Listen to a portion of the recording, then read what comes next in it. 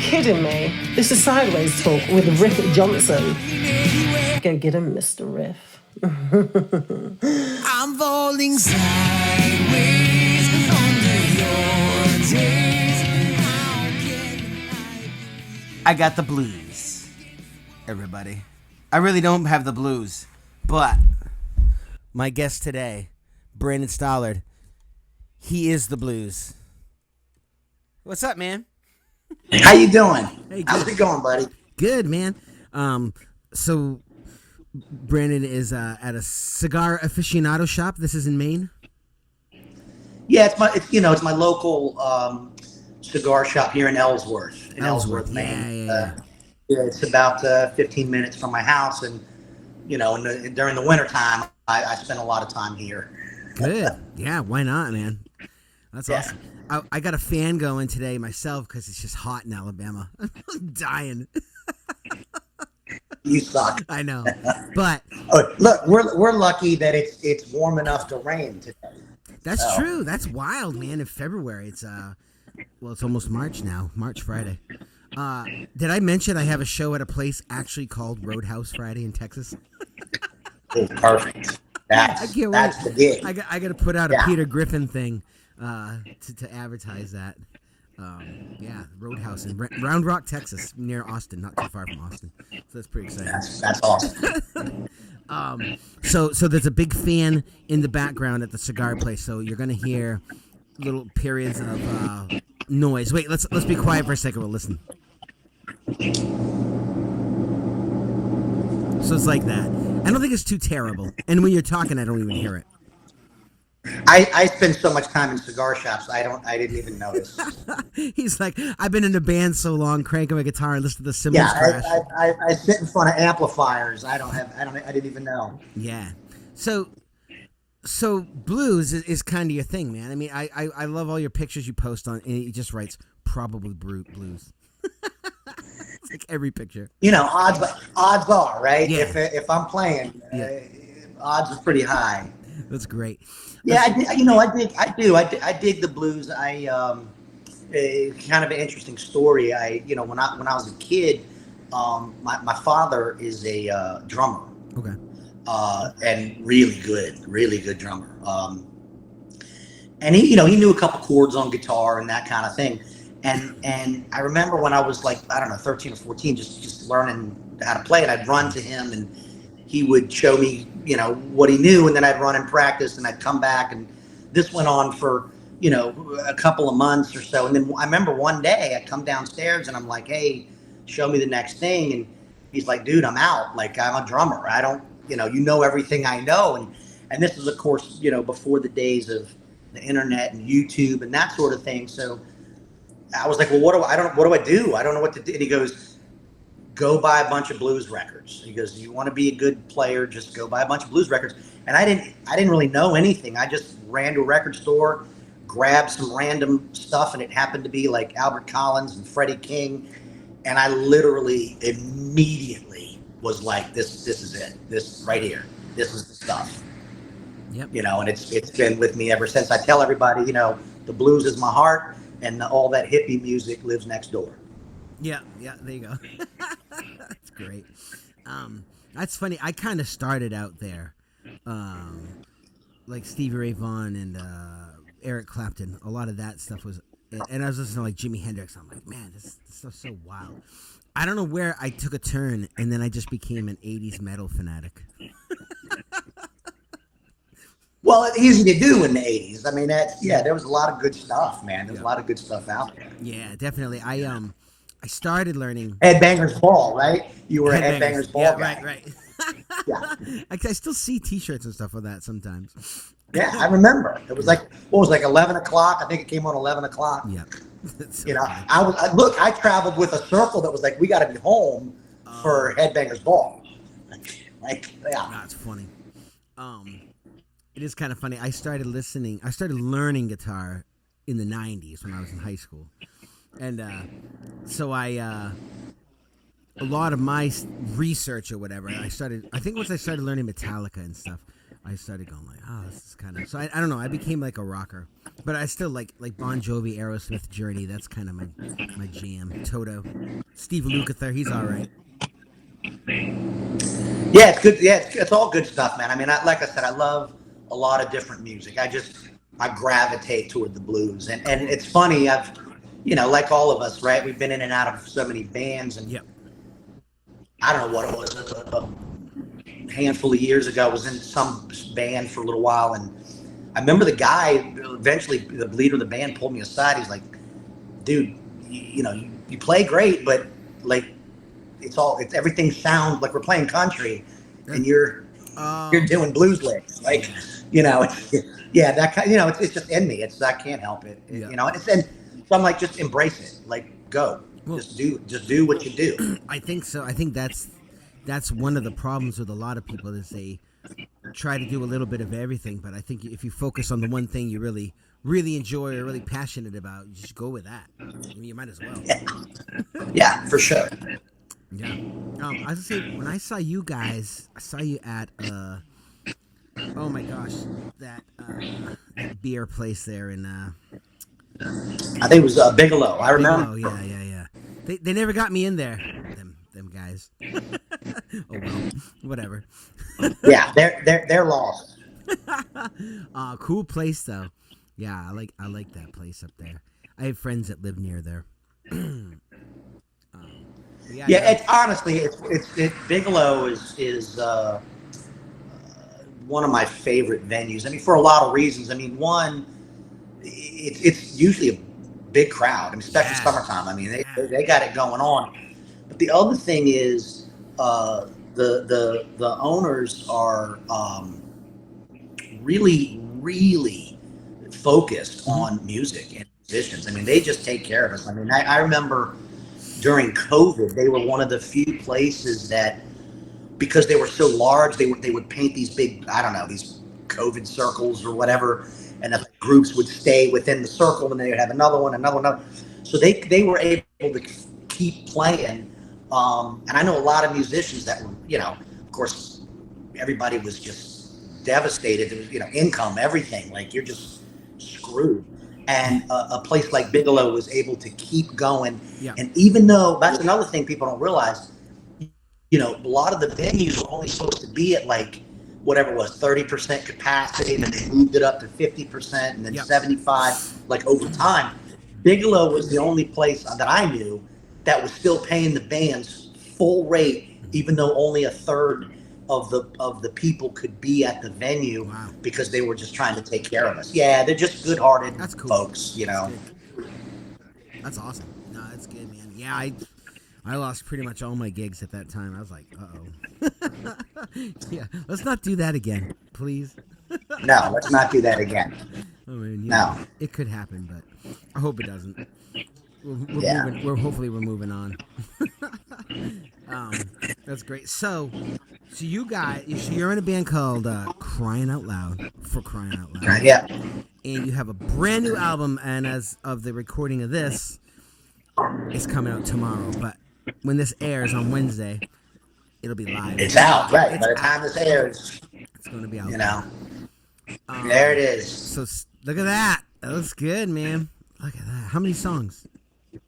10 songs. Name of the record is Play Loud and Smoke Often. I mean, pretty much. That's pretty good self-explanatory there. Right. That's cool, man. I mean, that's a hell of a name for a blues album. And then I'm guessing it's a whiskey or something sitting there in the glass. Yeah. That's a Woodford. Okay, there you go. Yeah. And then a for, cigar. look for any connoisseurs out there. That's a Yeah. Christoph GC, Oh. and there's a Woodford Reserve. There you go. That means nothing to me, but that's cool.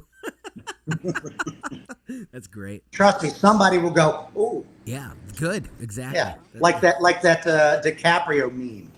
Yeah, exactly. Yeah. Oh, I know what that is. Yeah, I know that. Right. That's so I drink that. Yeah. What was that from? Was that Once Upon a Time in Hollywood? That was the Hollywood one. Yeah. Once Upon a Time in Hollywood. Man, you seen that movie? Holy shit. Oh, it was fantastic. I love all of Tarantino's movies, all of them. Yeah. They're just great. Yeah. I love them all. I think he says he's got one more he's going to do, and it might be a 2-part, but it's only one more movie, and that's it. He's done. Quitting.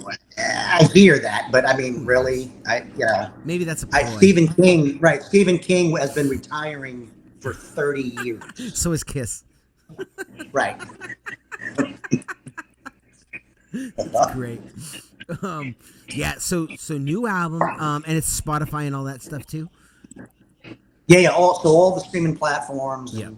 And we're gonna have it on vinyl, and we're gonna have it on CDs. Nice. So someone can come to a show and get it. And can people order them online too? I mean, we'll refer everybody to your website too. I can do it right now. I can go back and forth. So the website, but we're signed with Pilot Light Records, and they're running a really cool special right now. You can order a vinyl, a CD, and a really awesome T-shirt in a bundle, and they'll just ship it right to you. So, and when we're done, I'll give you that link so you can maybe put that in there. Yeah. Nope. Very good. I just realized on the other screen I didn't switch. When I switched my whole work desk over, I didn't switch your video over. That's all right. But that's it. CryingOutLoudMusic.com. Go check them out. Cool, man. So you guys have a much booked for this summer? We do. Well, we tend to be pretty busy. Usually start booking around, December, January, and fill up. This year, trying to leave some space, because with the album coming out, we're expecting, some type of support tour, that type of thing. That's what everybody's talking about. So I'm trying to leave space, but the more I don't hear from them, and people are calling to give us dates, it's hard to say no. It's like, so we're hoping, but yeah, we're pretty steady. Good, man. Yeah, that's a tough one. I always say that too. I'm going to leave some room to hang out with friends and stuff, but I'm like, man. And now when I get back to Maine, I'm like, oh, geez. I think last summer I did like 60-something shows in just a few months. Like, oh, man. Yeah. Well, the thing too is, up here, mm-hmm. there's not a lot. There's a little bit, but there's not a lot of room for, Monday, Tuesday, Wednesday, Thursday for full bands. Correct. When doing a solo act, that's one of the things that really attracts me to that is, that's my Wednesday night gig. Like I can just go do that. Those dates are available. But for the full band, it's when you live in a place like Maine, it is what it is. You got to save your Fridays, Saturdays, and sometimes Sundays, for the full band. Yeah, definitely. Man, and we were talking about that on the phone the other day. You starting to do a solo thing too. Man, you're gonna get in there, set up in 10 minutes, break down 10 minutes, and you're gonna be like, "What am I doing?" Right. This is the greatest ever. Right. In a way, yeah. I know. I'm very attracted to that. What you're talking about. But I also, I really do just love and respect the sound, the guys that can go in there by themselves and carry a 3-hour show it's weird because I've never done it. I've always been the band and people, they'll see the band play and, we're loud and we're up front and we got all kinds of stuff going on. And there's an assumption there. Oh, he can do. That's a totally different skill set. I mean, you sing different, you play different. You're the rhythm and the solo. If you drop out, everything, gets quiet when you're trying to solo, and you got to incorporate rhythm into it. And it's a skill set that I want to work on. I know a lot of guys out there that are really talented at doing that, and I've been watching the past couple. I've been so busy with the band, but in between, it's like pay attention to what that guy's doing, because eventually I kind of want to go down that path. Right. Yep. Yeah, definitely. I think let me see. I'm gonna adjust this a little bit. I'm just gonna adjust the screen while we're talking. One second. Let's bring that down and click. Yeah, definitely. One of my best words of wisdom, advice, whatever, is just get to meet the people in the room. Like if you can go around, say hi before you're playing, and just get to know some people. Hopefully you know some of them when you get there, and then be interactive as you're playing. It's just like it makes it so much easier when you get some feedback and Right. you're talking. You can crack some jokes but when it's I have so many shows where, of course, I'm showing up in places around the country. I don't know anybody, and it'll be so quiet. I'm obviously kind of background, but at the end of the show, a bunch of people come up and tip me. They're like, "Oh, that was so great! It was so great!" I'm like, "Well, it would have been nice to hear that, during the show." Yeah, no kidding. Yeah, people don't realize that. It's just little things that they don't know. But when a crowd is involved, when they're digging it, I don't know a single musician that doesn't play and sing better. Yep. Like you're getting that back, because that's what happens all night long. We're giving it under any circumstances. That's the job. Smile, tell the jokes, sell beer, tip your waitresses. When the crowd is coming back on you, everything comes up. Everything. I mean, you play better, you sing better, you perform. It's just the confidence. Everything goes up. You're right, man. When you hit that last chord on a song, it's dead silence. It's like, oh my God, jump into the next song like right now. Yeah. Oh. Yep. I tend to when it's a really fun night and people are into it and it's whatever it is, a drunken brawl, I tend to hurt my voice because I'm like, oh yeah, we can do Skid Row, let's try it. Right, that's the energy coming. Right. Look, everybody says that's a drug, but you see those memes about how like the alcohol will be, hey, that's telling you to fight that cop, or hey, you can dance, or whatever. Yeah. That same thing that happens, that drug is coming at you. Yep. And it's like, dude, I'm going to take on this Journey song and I'm going to be Steve Perry. And it's like, oh, whoops. Yeah. Whoops. Yeah. Yeah. I can usually pull off a couple in a night, but man, sometimes it just, once you get on a roll, it's like, I probably shouldn't have done that. And then it's like, oh, I have 7 in a row coming up. Well, that's the thing, for me, the way I sing is I got that whole gravelly thing going on. And it's brutal on my voice. And even my own band members will tell me stuff like, dude, let's, take it easy. Here's a couple songs you don't need to sing. Let's add some jams. Let's do some of these things. But it depends. If the crowd starts, same thing. I'm like, okay, let's just go. I can do it. Mm-hmm. And then the next day I'm like, what was I thinking? But I don't think it'll ever change. I don't think I'll ever be wise enough to not do it, because I think that's why all of us do it. It's right. That right. That thing, that's the secret. That's the thing that everybody, that's why everybody goes to open mic, when they're starting off. It's those moments. It starts there. And then you get a band, and then you start touring, and then you put out an album, and then but the whole thing is chasing that crowd.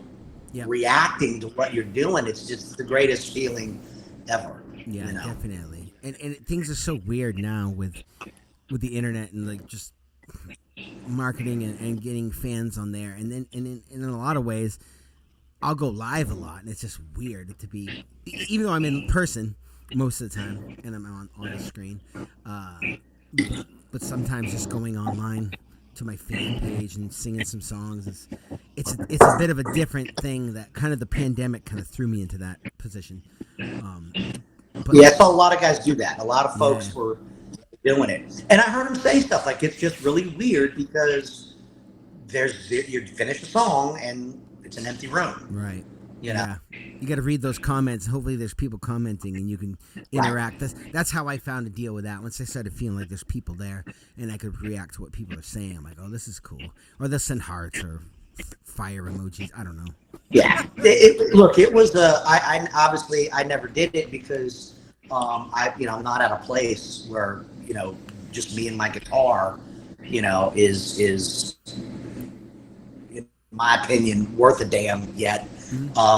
but I watched a lot of folks do it, and it was so amazing and helpful during COVID. Like that's a whole thing that people don't. Another thing that they don't just get enough credit for, man. It's like, I mean, I can, nobody's going to work, right? Nobody's going out. No one's doing it. So you're at odd hours, and I can remember just 2:00 in the morning, like you have no, and just flip on and, there's Troy Youngblood just with a candle. He's just like it's dark room and I can't explain it, but I'm like there it is. Like I'm turning this on and I'm listening. He would go 2 hours, 3 hours, like he'd talk and he'd sing and I was like, dude, this is exactly what I needed tonight. Like this is it, and it was a great thing.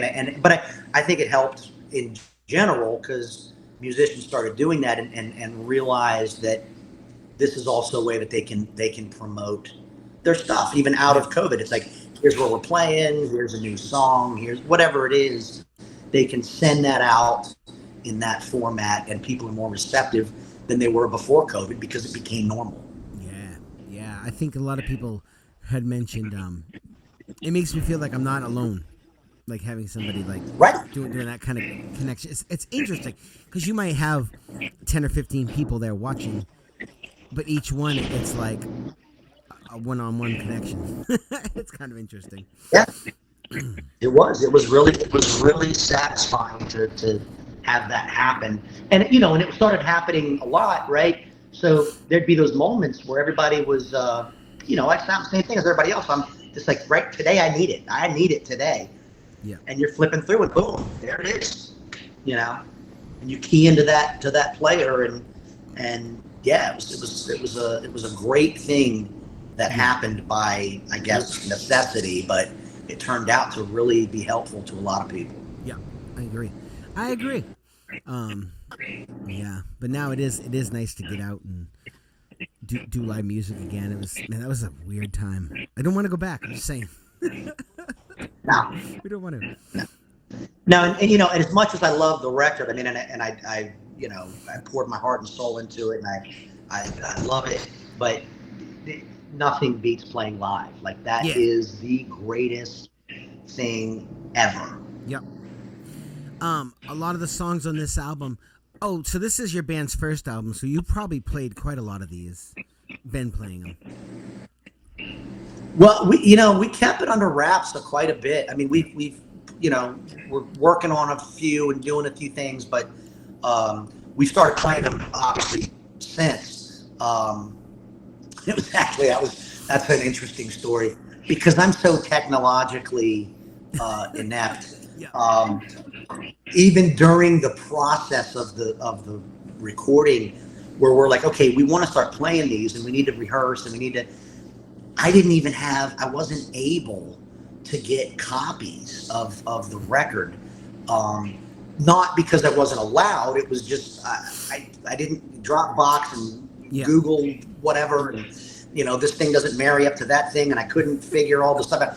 But I remember at one point I had to get a bootleg of my own record so that we could learn the songs. Some of those tunes, they had been recorded 3 or 4 months earlier, and it's like time to play them, and I don't remember it. I don't, what did we do on that? So it was tough just getting the record to put on a rehearsal to be able to play these songs. Now we play at least half to 3/4 of the album at every show. Cool, nice. That's awesome, man. There's something about that to me, because when I record my album, it's full production, but I play acoustic, or maybe I'll loop a little bit. And it's funny to play those songs, especially off the newer album, because it's like, I don't know how to explain it. It's like it's something I created, but now when I'm singing it, it's like I can hear the recording in my head. And I don't know. I would prefer to do that rather than play cover songs, I guess. It's a cool feeling, I guess. And hopefully people catch on to it and they're like, oh, that's a great song. We'll see. Well, it is. I mean, it's like, remember, like what we were talking about earlier, that crowd thing is great.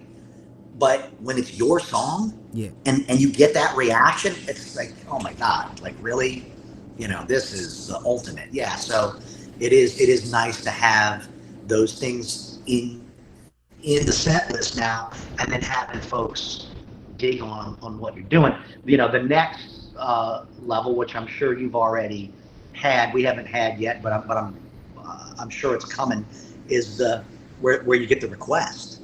Hey, can you play that tune that you guys wrote? It's like, I'm waiting for that one. Yeah. I got a few songs that I never really learned of my own, and sometimes people ask for them. I'm like, but yeah, that's another thing. It's hard for people to understand. It's like, well, you wrote it. How do you not? Yeah. It's like performing it live is different, and we don't have it.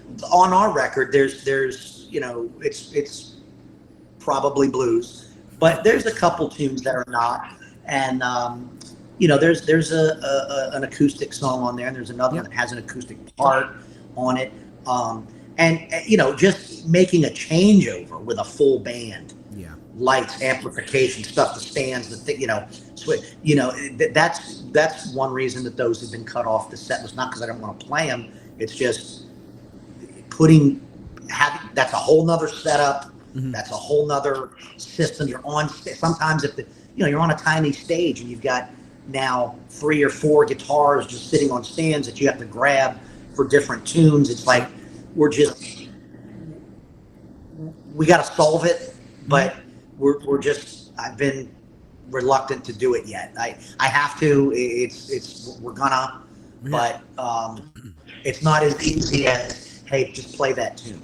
Yeah, right. Do you do much for open tunings or anything like that? No, the whole record's a half step down. Oh, okay. You mentioned Stevie earlier. Yeah, right. Van Halen. Right. I was old enough that I was at the right age when he came out to him being my idol. Well, no, I tuned down for my voice. That's the main reason. But if you as doing it as a player, the added advantage of tuning a half step down is you can bend the strings easier. Yeah. Oh, yeah. If you're playing the electric. Yeah, there's less tension. It's a warmer tone, and you can go up and gauge, and it doesn't hurt your fingers like it would otherwise, and you can get those bends and stuff. So, I'm finding as I'm practicing and working on vocals that there's a lot of stuff in standard tuning that I actually sing better. But I'm so used to the half step down, and so everything on the record is a half step down. Cool. Nice. So if I'm trying to learn something, it's gonna suck. I remember that, like, listening to these albums, I'm like, oh man, I gotta tune my guitar just to learn this damn song.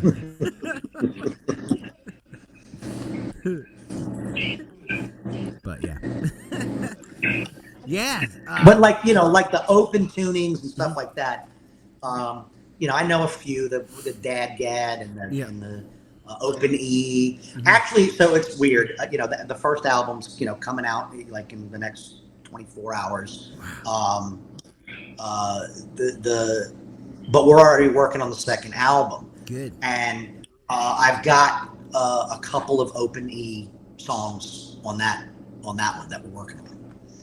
Cool. So there'll be full legit open tunings on album 2. Nice. That's awesome. Yeah, I didn't know. I know some of those guys, like the Black Crowes, different bands that have pretty interesting songs that are. I don't know anything about open tunings besides the drop D kind of thing. So I don't live in that realm. I'm more straightforward. Yeah, I don't really like. I was a big Zeppelin fan, and Jimmy Page was always doing it, and of course I'm a Stones fan, and Keith Richards lives by it. I got into Open E a little bit. That's fun. But I it's not my thing. There's a few songs that call for it, and I like the sound, but I've never just started exploring.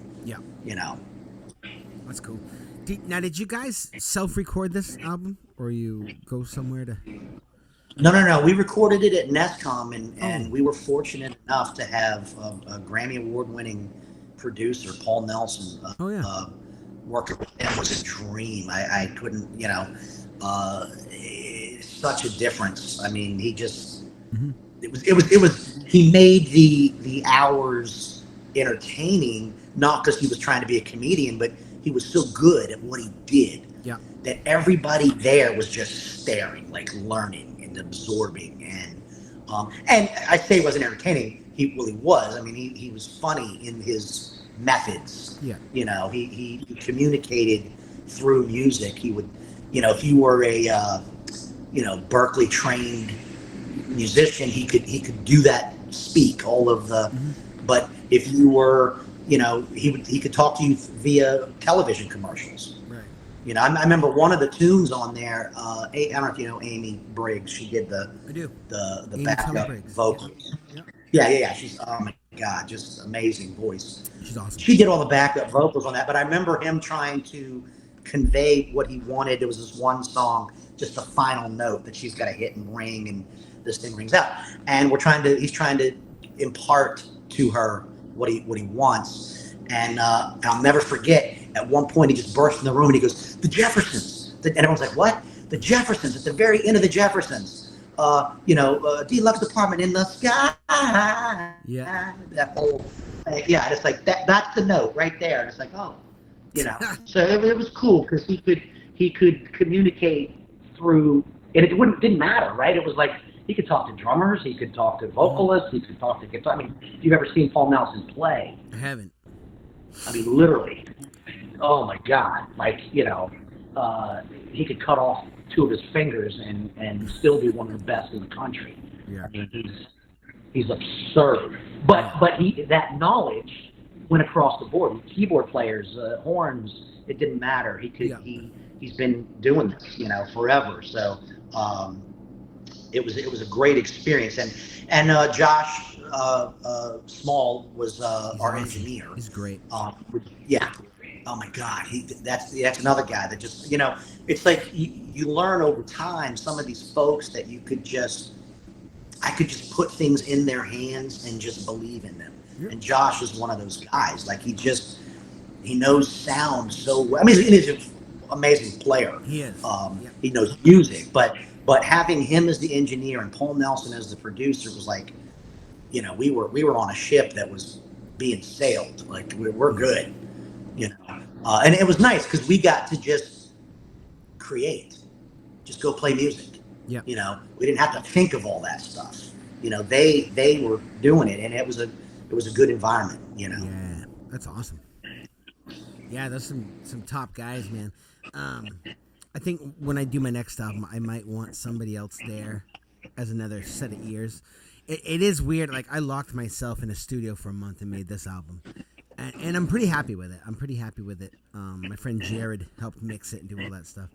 And but it would be nice to have somebody there as I'm doing it be like, "That's pretty good, but can you try this?" Or you know, help arrange it, maybe a bit of a producer.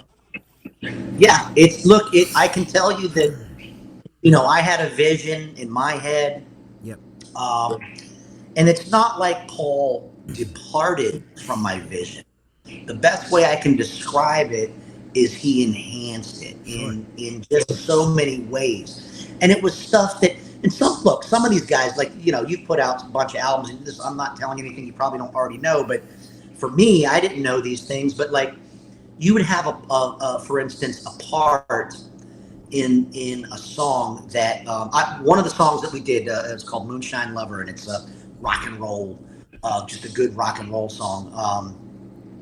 But I remember in the very beginning, okay, he had been our guitar player, put on the intro, he put this weird, like, country lick. And I remember, you know, we're in the playback, and I mean, it stuck out, and it sounded like just, I mean, I was like, oh my God. And I remember going, I'm not going to say anything. I'm going to pull Paul aside later and tell him to, you know, frickin' delete that. But then, right, he brings the horns in, and he takes that country lick that doesn't belong there, and he brings it down. And when you overlaid the horns, it was like, oh my God, Like I can't imagine the song without it. Like, It so it sounds fit? unbelievable. So it fit. It fit incredible. And I'm like, that's the kind of stuff. Like I knew enough to know I'm never gonna learn that. Yeah. I know that it's possible, and I know that now when a producer starts doing those things, what the potential is. Mm-hmm. But I'm never going to be able to go, hey, put a country lick in a rock and roll song and bury it in horns, and it's going to sound amazing. I don't even want to know all that stuff. That's my point. I just want to play guitar, and I want to write songs, and I want to make great albums, and let the guys that know all that shit stuff. Sorry, I don't know. Let them do what they do. You know. Yeah. But that was one of 100 examples of stuff that I saw by having a producer that knew. Because, dude, in the beginning when they're like, producer, and then here's how much money it is, I'm like, what the, like, really? Mm-hmm. I mean, I'm like, I like these songs. I think we can just do it. I found out that it's having the right guy makes a huge impact on your music, and it's not. He's not taking over, and he's not altering what you're doing or changing it in a way that it's no longer yours. Right. It's just he's taking your song and he's just putting his fingerprints on it, just enough to little thing here, a little thing there, and it makes all the difference. Oh yeah, definitely. That's cool, man. What a cool experience too. So you guys did you pretty much recorded track by track. You didn't have a full band all at once. Guns N' Roses. Well, so we laid the beds down. We laid the beds down in I want to say like 2 days. Nice. Yeah, and I had 3 drummers on the record. Oh, cool. One was a special case because it was my father. Okay. One of the songs I wrote all the songs, but one of the tunes he actually wrote back in like the mid 70s, and I grew up listening to it, and I wanted to do that. Like I wanted to put my old man's tune on the record. Cool. And I remember when I called him to ask him if can I do this or whatever, and he was like, the first thing he said was just, well, can I play drums on it? And I'm wow. Like, he hadn't played drums in 25 years, and I'm like, yeah, but he knew, right? And he was like, well, have a backup ready in case I can't. But he came in and he absolutely freaking killed it. Wow. Yeah, he did phenomenal. But some of that song, because he wrote it 50 years ago, I had to change some of the verses because it was time specific. Yeah. He was writing about him being in high school, and I had to change some of that. All the hooks, the bridges, the choruses, all the stuff, that's all the same. The form, everything. But I changed a couple of verses, but it was enough so that on the record, it's now credited as Brandon and Scott. That's my dad's name. Pretty cool. Scott Stallard. Yeah. So that's pretty neat because it's like we have a project now together, awesome. which was really awesome. Yeah. But yeah, we recorded all the beds in like 2 or 3 days, and then the rest of the time was all the layers, all the stuff. Yeah, that's cool. Wow, man, that's good. What a fun project. That's pretty great. It was a good time, and it was exhausting. I remember, like when it was done, I remember this feeling of not even like elation. It was more like I want to go to bed.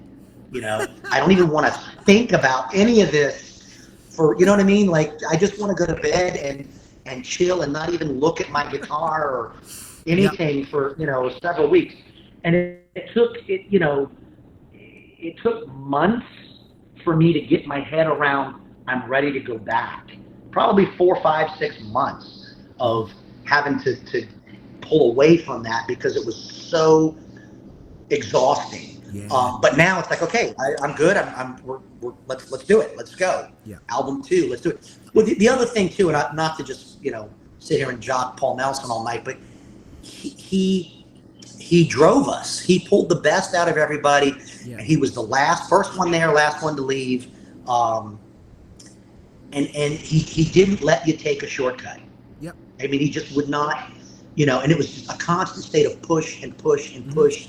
betterment, and it was exhausting. But I'm rested. I'm good. I'm ready for the next record, man. Let's do this. Nice. So, but it took some time. It did. Yeah. Wow, that's cool, man. Yeah, I'm excited to hear it now. I'm gonna crank that shit. Yeah, March 1st. It'll be on March everything, 1st. and yeah, I'm super proud of it. I mean, obviously it's my record, so I'm going to talk about it. But I really do think it came out really well. There's a lot of diversity there. Yeah. There's a lot of different stuff, and I did that on. I didn't know if I was going to do another record. You know what I mean? So it's like everything I wanted to say. Yeah. I was like, this might be it. So I've got to say it all in this record. Yep.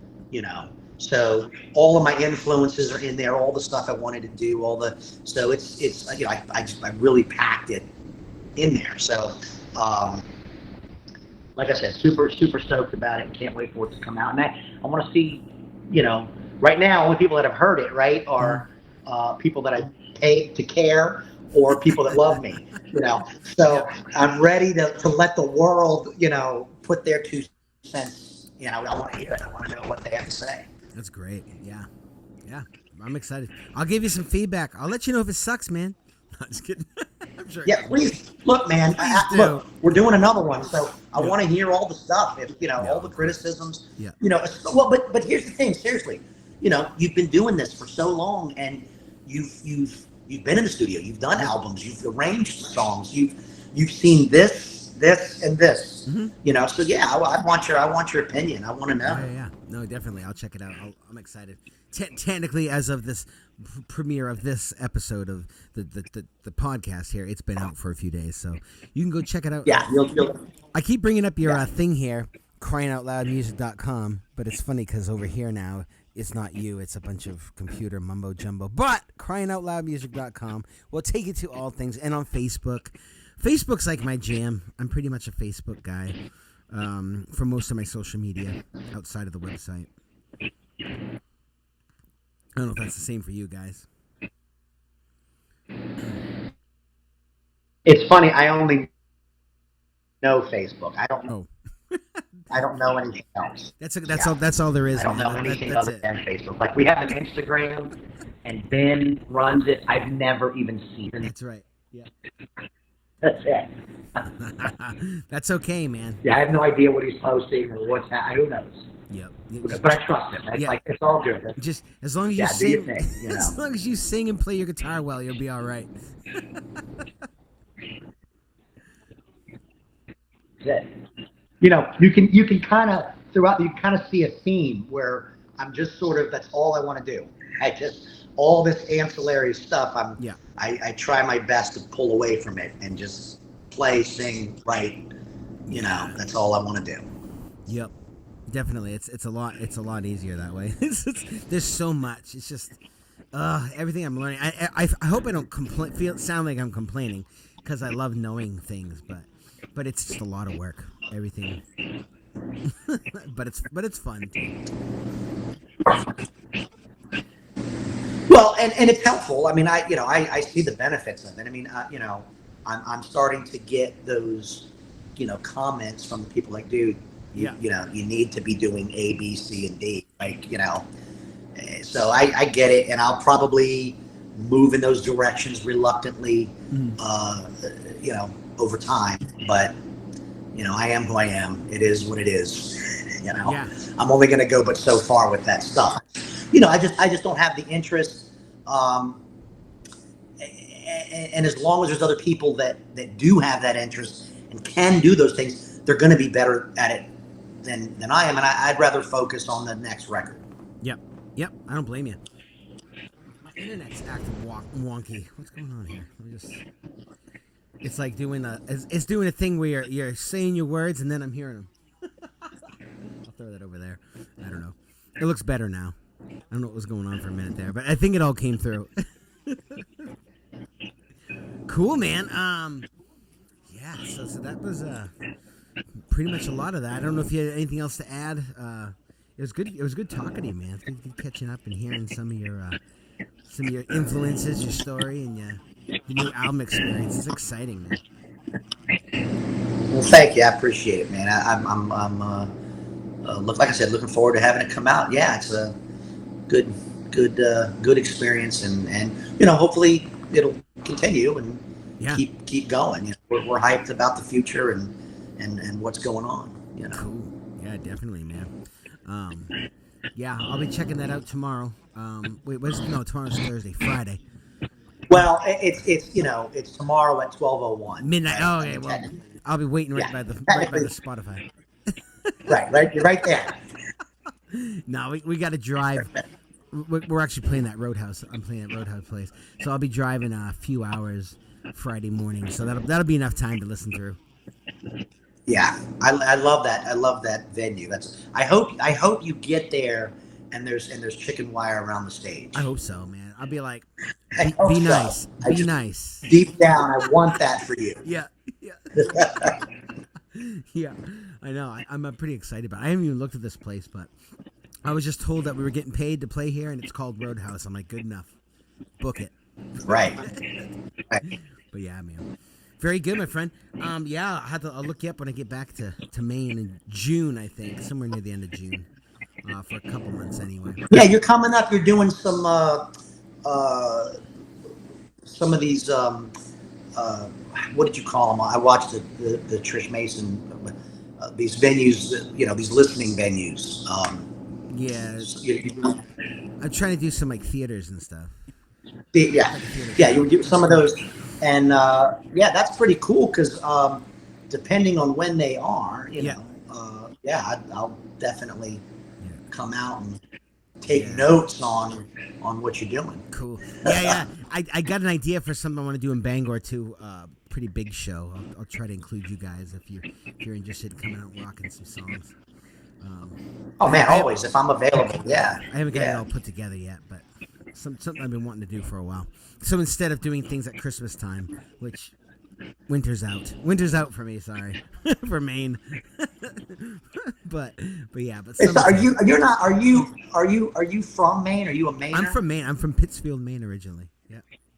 Yeah, so you should be wearing a T-shirt up here in February. I mean, I used to. Right. I'm from Virginia, so this coming up here is like, whoa. Yeah, I mean, this is a shock. whole nother level. Yeah, these folks down here are running around in winter coats, and I'm like, there's nothing to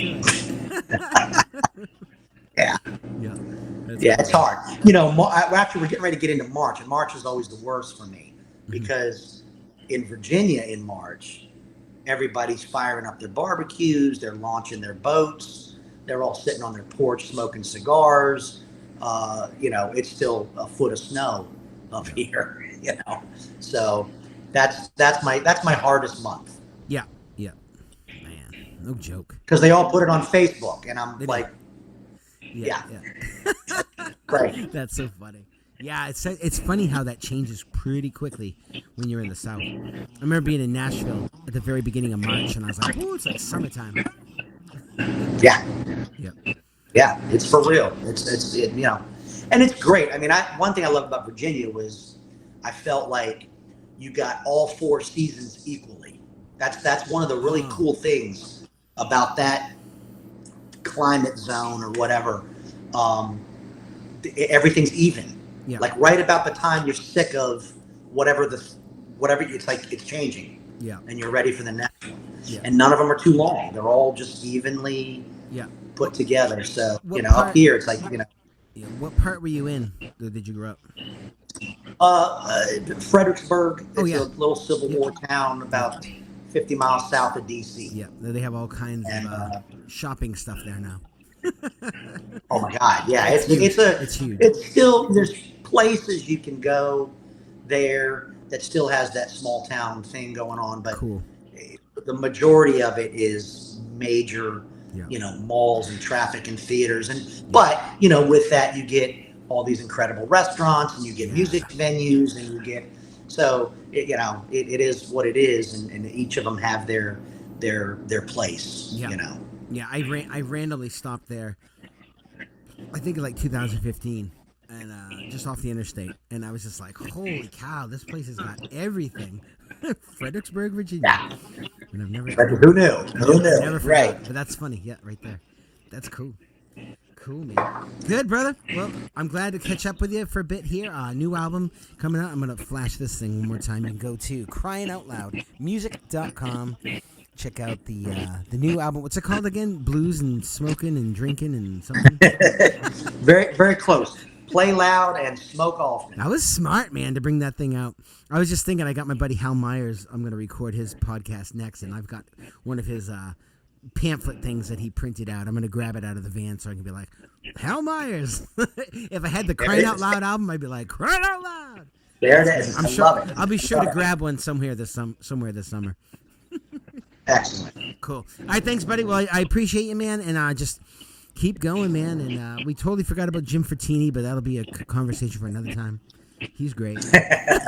he's the best. He's the best. I love him. Very good. All right, dude. Thank you, man. We'll catch you next time. All right. See Thank you. Where's the damn button? Right I'm falling